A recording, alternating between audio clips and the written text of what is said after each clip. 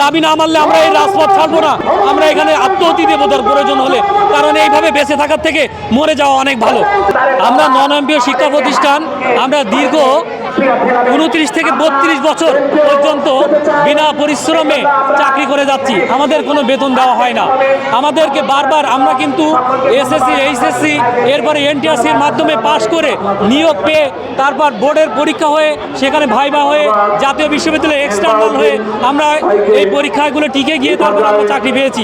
কিন্তু দুঃখের বিষয়, আমরা চাকরি করি কিন্তু কোনো বেতন নাই আমাদের। এর আগে যে আওয়ামী লীগ ফ্যাসিস্ট সরকার ছিল, তারা আমাদের বিভিন্নভাবে আমাদের উপরে নির্যাতন করেছে। এর আগে আমরা শিক্ষা অধিদপ্তরের সামনে আন্দোলন করেছি, আমাদের উপরে টিয়ার সেল নিক্ষেপ করা হয়েছে, আমাদেরকে লাঠিচার্জ করা হয়েছে। তারপরে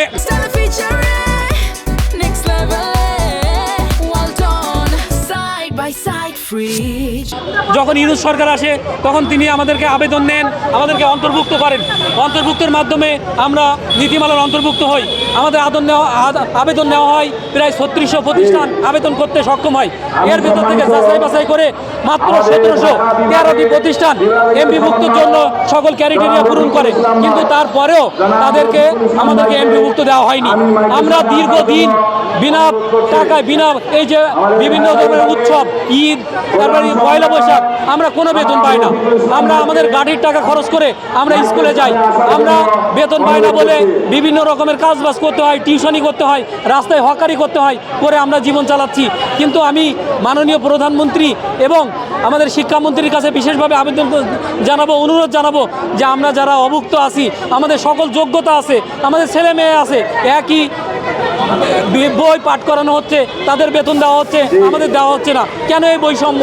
কেন এমন পৃথিবীর এমন কোনো দেশ নেই যেখানে শ্রম আছে কিন্তু মজুরি নেই? শুধু একমাত্র নন এমপিও শিক্ষকরা তাদের পরিশ্রম করে কিন্তু মজুরি নেই। তাই আমি আপনাদের মাধ্যমে প্রধানমন্ত্রী এবং শিক্ষামন্ত্রীকে বিশেষভাবে অনুরোধ জানাবো যে তারা আমাদের বেতনের ব্যবস্থা করে দিক।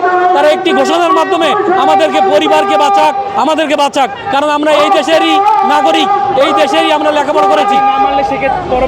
দাবি না মানলে আমরা এই রাজপথ ছাড়বো না। আমরা করে যাব।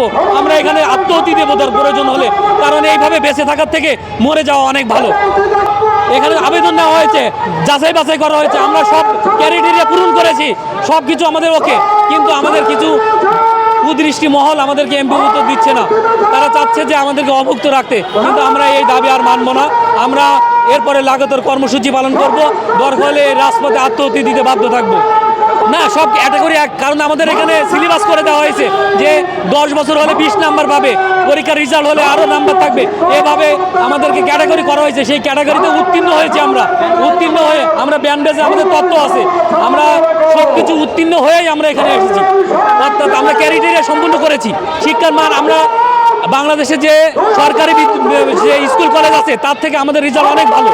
আপনারা পরীক্ষা করে দেখতে পারেন, আমাদের এখানে আমাদের রেজাল্ট অনেক ভালো হয়, কারণ আমরা তাদেরকে সেইভাবে পড়াশোনা করি, নার্সিং করি, কিন্তু সরকারি কলেজগুলো সেভাবে নার্সিং করা হয় না।